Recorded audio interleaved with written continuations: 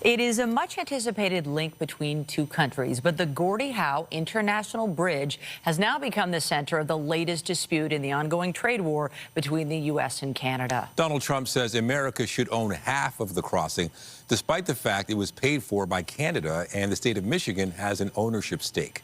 CTV's Queen's Park Bureau Chief Siobhan Morris has the details.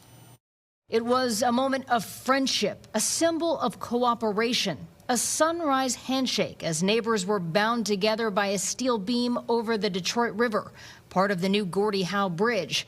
Less than 2 years later, the President of the United States is threatening to keep the span from opening. The U.S. should own at least half of the bridge, have shared authority over what passes across it, and participate in the economic benefits generated by its use. The Prime Minister spoke with Donald Trump, trying to set him straight. I explained that Canada, of course, paid for the construction of the bridge, over $4 billion, that the ownership is shared between the state of Michigan and the government of Canada. Mark Carney confident it will all work out. So is the Premier. Because it's in the best interest of the American economy, the Americans, the 13 Congresspeople that are going for re-election in the midterms. The risk is more congestion on the Ambassador Bridge in the busiest commercial corridor between Canada and the U.S. A move like that would threaten thousands of workers, both American and Canadian, right? It's bad for both of us.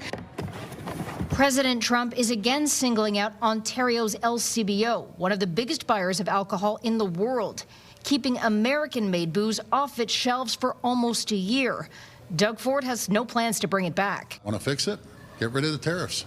Stop hurting Americans and Canadians. Ontario has about $80 million of American booze in storage. Some, mostly pre-made cocktails, is about to be poured down the drain. I believe that the number is around just under $2 million that will expire by May. Other provinces have sold off their backstock, often giving the proceeds to charity.